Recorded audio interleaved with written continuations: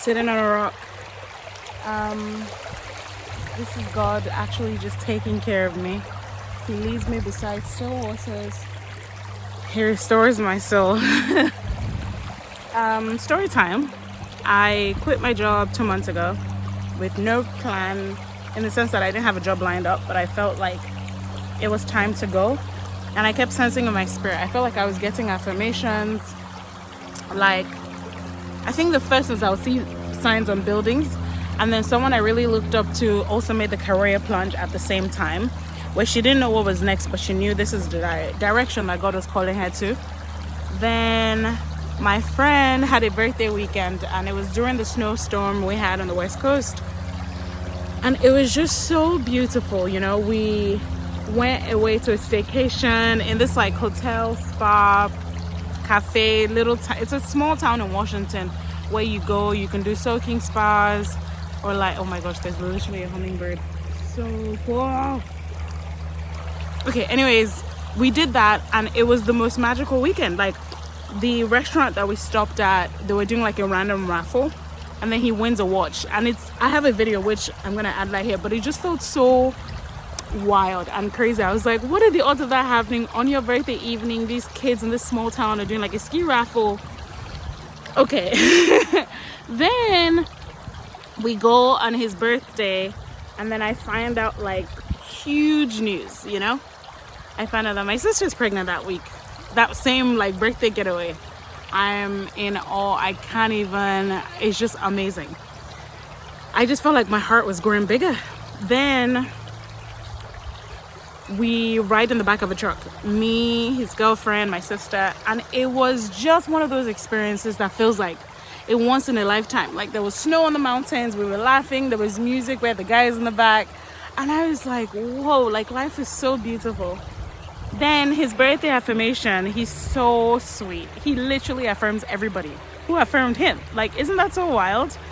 So then I felt so blessed, and I remember one thing he said about me was that my capacity for goodness was like eternal. Like, I had this ability to go there with people, and it was just so encouraging, because I went there to support him, honored to have been invited into this small like 6 people getaway for his birthday. And mine for him was that he had this joy and gift of fun, and he was so inclusive. Like, he's the sort of guy who's like, everybody's welcome, there's no exclusion. And I just thought that was so like Jesus. I'm like, this guy is so loving, so kind. Okay, so this whole story time is telling you like God's faithfulness and provision. And at this part of the story, this is where I feel encouraged to move on. And the birthday trip to me just signified how like life was so good outside of my comfort zone, because honestly I got that phone call the day of like, do you want to come on this birthday getaway? And I was like, oh, let me call you back, actually, because sometimes I get nervous with like so many variables. I want to think it through. I want to make sure I'm extra safe. I don't know what inspired me to say yes, but I did say yes, and I was so happy, honestly. So after saying yes, I had this beautiful weekend where I felt so connected to them, met someone new, like his girlfriend. We all got to know each other. Like, I just felt like I was vulnerable. It was beautiful. I felt encouraged. Then I came back home, and I sat on the couch in the exact same spot I was when I got that phone call. And I remember thinking to myself, like, if I said no, like, my life would have been exactly the same. And what's wild to me is that it felt like a dream. Like, you know when you press pause and play? Like, I just sat in the same spot, and I was like, did that really just happen? And it felt like God's faithfulness to me, because I didn't do anything to earn that trip.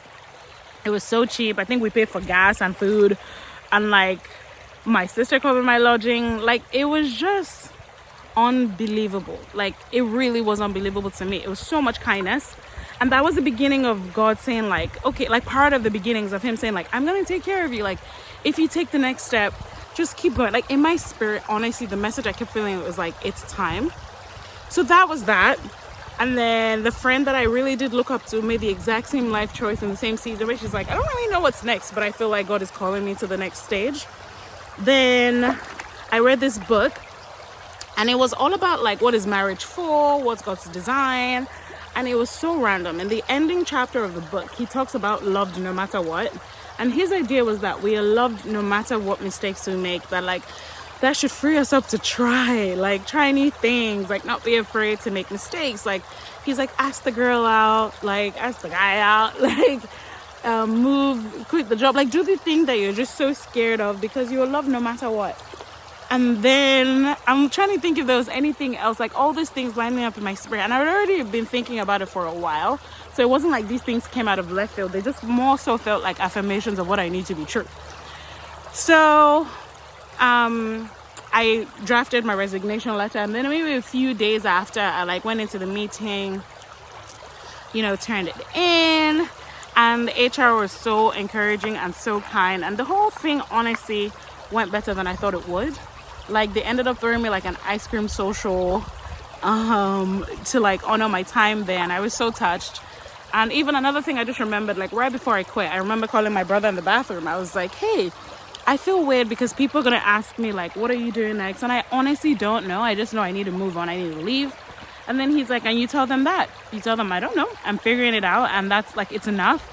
And for me, I was shocked. I was like, wow, like I don't have to have all the answers or pretend like I do, and I can just keep leaning in. I can move forward and do the thing I feel like God is calling me to do. So I did that. Turns out a savings is helpful. So this is why also extra vulnerability. So I hadn't saved much because I lived in a 1-bedroom and all my earnings went to my bills. So when I quit and there was no coming check, I said, oh, okay. So then I started driving Uber. I started nannying, and it was such a stretching. I remember feeling like, where is my help going to come from? And then one day I went to this park. It's like my version of Gethsemane, where every time I go to that park, I feel reconnected to God. I feel like just centered. So I went there during my time of crisis. I go to this park, and as I was sitting there feeling sorry for myself, something just came over me of it's like resilience. Like I can do this. I need to move. I can go. So then I started driving Lyft. I made like a budget sheet of everything I was earning. I started selling my furniture. My friends helped me move. They like gave. We all went together to donate stuff to Goodwill, like all this stuff. So fast forward my birthday week, I get a job offer from West Elm. I'm freaking out. I'm blushing. I'm like, it's a job. And then it's in design. So it's interior design. And I came from non-profit, like the finance world. So it felt like, I'm like, how is God going to do this? Like, how am I going to move from one field to the other without like direct experience? Because everybody wants you to have 3 years, but they won't hire you to give it 3 years. So I was like, this is a miracle. Then God, he said, you know what, that's not enough. I want to give you more. I'd been working on a magazine that God gave me the idea for like maybe 6 years ago. And it was just like a slow, beautiful thing. But there was a point where I was like, I don't know why I did this. I really don't know the point. It feels like it's not really being received as well as I thought it would be received. But, you know, I held the disappointment. I grieved. That's a story time for another day.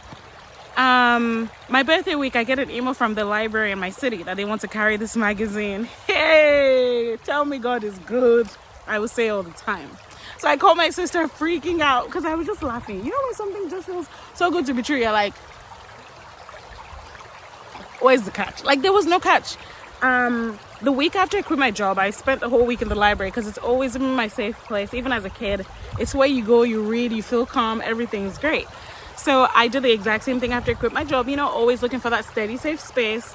And then I saw a Black resource collection, and I reached out saying, hey, I'd made a magazine and I'm open to lending it to the library.